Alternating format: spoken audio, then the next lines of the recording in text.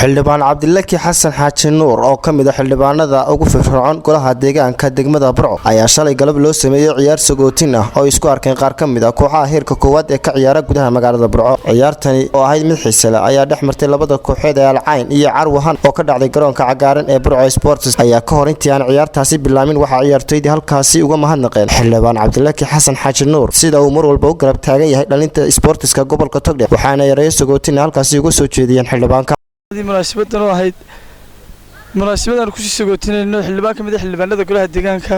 isla markaana xildhibaan u dhoon daloolo sportska maalgeliyana kooxdan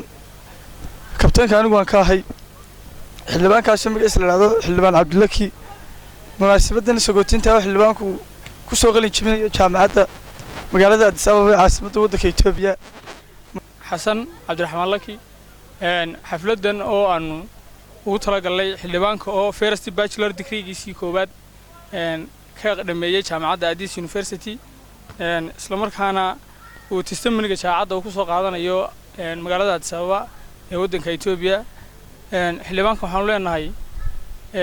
Allah kugu anfaco cilmiga aad baratay kii aad dadkaaga iyo dalkaagana uga faa'iideyso oo ah munaasabad aad iyo aad u qaali ah munaasabadaas oo aan doonayno inaan xildhibaanka ku sii sagootino xildhibaankaas oo aadiyad haddii Ilaahay ka dhigo ariga Itoobiya oo ku soo qancin doono waxaan halkan xildhibaanka Ilaahay uga baryaynaa in Ilaahay uu nabad ku geeyo dalka Itoobiya nabadna ku soo celiyo waxaan halkan ugu hambalyeynaa xildhibaanka aad iyo aad ugu dhuun daloola sportiska iyo bahda sportska iyo xukuumtiisa waxaan halkan mar labaad iyo mar saddexaad aan bari uga soo jeedinayaa xildhibaan Cabdilaki oo aad iyo aad ula shaqeeya dhalinyarada iyo daayirta ama hadda xildhibaan Cabdilaki oo halkan ku sii sagootino hasa ahaatee wuxuu bixi doonaa ariga Itoobiya siba dalka Addis Ababa waxaan u ducaynaa inuu Ilaahay si sharaf leh ka sheeriyo si sharaf leh ku geeyo si samcad leh ka sheeriyo hadduu Rabbi subhanahu wa ta'ala inoo sheeriyo halkan waa xafladan ku sii sagootinayno xildhibaan Laki oo kulli aad iyo aad u taageero dhalinyarada bulshada kubadda taageerta iyo sportiska aad iyo aad kulli waxaan jecelahay inay xildhibaanada kale ee kulli golaha deegaankana iyaguna waxaan ugu baaqaynaa iyaguna kulli isaay taageeraya xildhibaanku uu kulli u taageersan dhalinyarada waxaan aad iyo aad u jecelnahay mar walbana anu sabootino xaweeyada xildhibaanka in badan la ciyaara in badan dadina gacan qabta kulli kooxaha ugu badan kulli gacan qabta diirug noqotay haday noqoto xaweey garoomada kale marka waxaan amka u sii hambalyeena mar walba iyo mar xigtaba xildhibaanka inuu Ilaahay nabad kulli ku sii nabad siyaado jidka dheer u gelayo kuna soo noqdo inta markasta waxaan hambalyeena waxaan ku faraxsanahay anigoo hay'ad ciyaar munaasabada oo lagu sagootiyo xildhibaan ka tirsan gobolka Togdheer kaasoo qaban doona safar dheer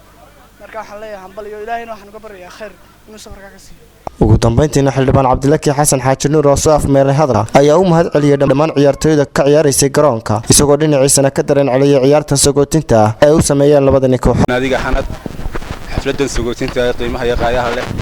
ee nimadan ugu talagalay inay ugu sagootiyaan ana first degree ku soo qalin jibinay insha Allah haddii alla ka dhigo saadama tagi doono Addis Ababa caasimadda Itoobiya Addis Ababa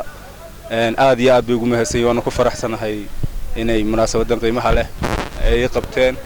iguna sii sagootiyaan xildhibaan Cabdilaki Xasan Xaaji Nuur ayaa la filayaa inuu toddobaadkani safar ugu baxo magaalada Addis Ababa ee caasimadda dalka Itoobiya halkaas oo ku soo qalin jabin doono waxbarashadiisa jaamacadda ee digriga heerka koowaad waxaana ciyaartii lagu soo xildhibaanka ee dhexmartay labada kooxood ee Alcayn iyo Carwahan gabagabadii ku soo dhamaatay 3-0 oo ay guusha ku raacday kooxda Alcayn injineer Jaamac Salabaan Burco.